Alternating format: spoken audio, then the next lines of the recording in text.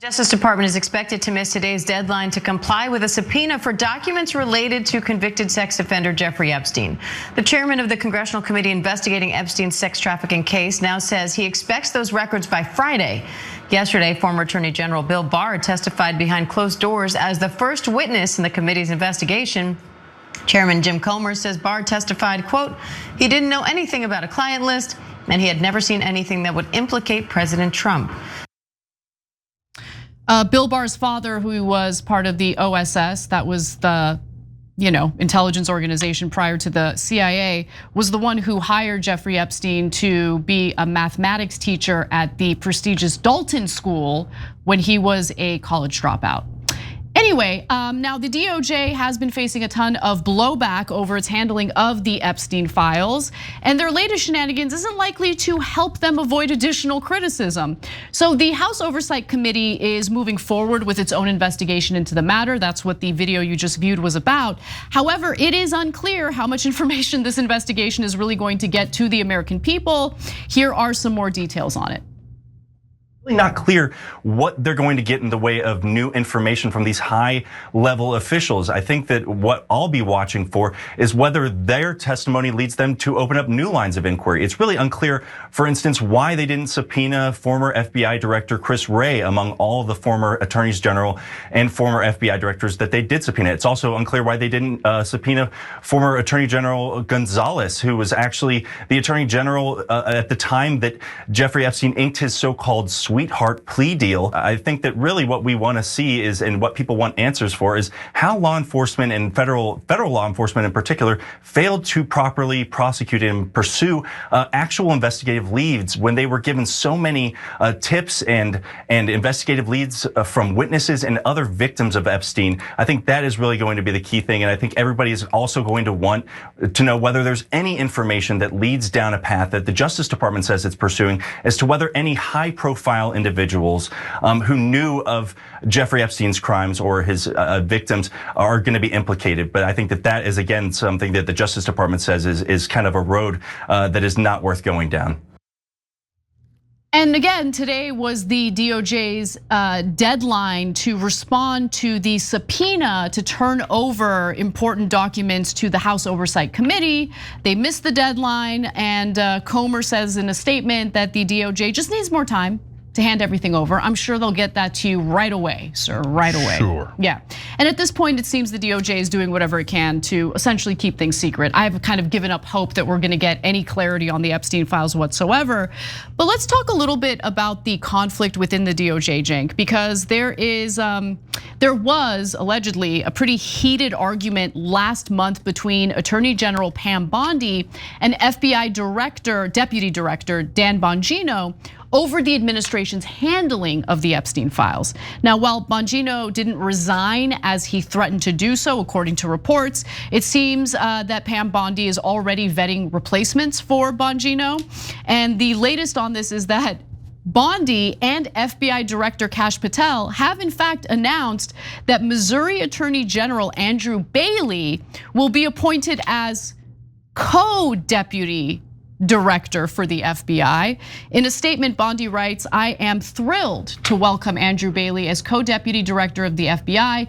He has served as a distinguished attorney general for Missouri and is a decorated war veteran, blah, blah, blah, blah, blah. You get the point. And just as a reminder, last month it was reported that there was a major fallout between the FBI and the DOJ over the handling of the Epstein files. According to Axios at the time, Bongino was taking the blame for not catching that missing minute in the surveillance video from the prison Epstein was being held at.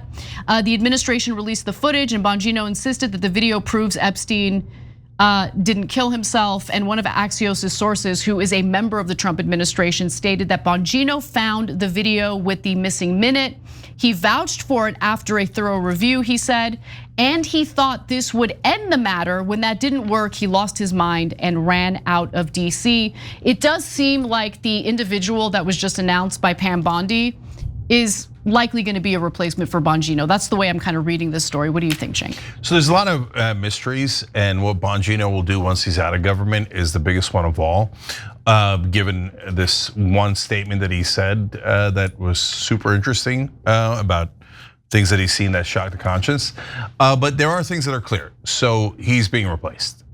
So I've covered politics long enough to know that when they bring in someone that does the same job as you, as your deputy, you're a goner.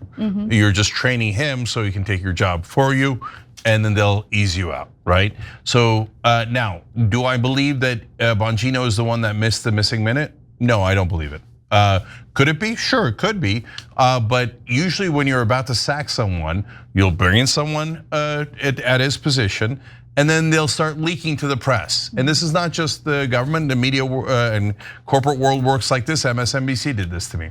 They'll start leaking irrelevant stuff about you. Like for me, it was like, oh, did you know his ratings were bad 6 months earlier? But wait, they're the best ratings MSNBC's ever gotten today. Oh, no, I want you to look 6 months ago. So now all of a sudden he's the one that missed the missing minute. Well, it turns out there was actually 3 minutes missing. They doctored that tape on purpose. So who's the one who doctored the tape? Because Bongino is not an expert on editing. So someone manipulated that tape and gave it to Bongino at a minimum. So how could it all be Bongino's fault? Yeah. So no, they're definitely covering up, and it appears that they're unhappy with how Bongino has been insufficiently helping their cover up. And that's a generous interpretation for Bongino, but that is kind of where it's looking right now. Like now, don't get me wrong, he was a sweaty mess pretending that the Epstein has no clients, just along with Kash Patel. So we don't know anything if he's a good guy at all right now. For all we know, he's as bad as any of them, okay? So now, you know all these investigations are fake with, golly gee, we missed the deadline. I guess we'll get it to you 3 years from now, wink, right? And oh, we left out the 2 guys that are most relevant, Chris Wray and Alberto Gonzalez. Exactly. What an oversight, golly gee willikers. I guess we'll get that next time. The whole thing is a sham, right? Yeah. So to me, that leaves only one question, which is when Bongino leaves, will he tell the truth or will he not?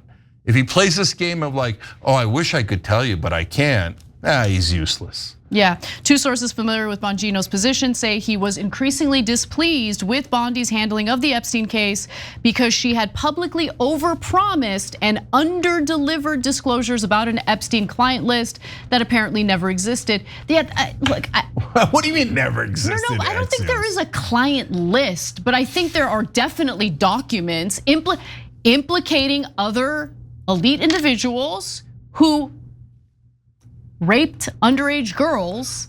And by the way, what about the tapes? No, guys, come on. Look, this is like the Israel story because there's all sorts of distractions and squirrels and a hall of mirrors, okay?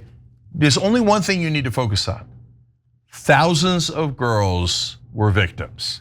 There are at least hundreds of people who did it. We know the reporters have talked to the victims. There are, okay, forget hundreds. There is absolutely no question. There are dozens and dozens of victims. They all say it was not just Epstein and Maxwell. Are they gonna, and they have not prosecuted a single other client.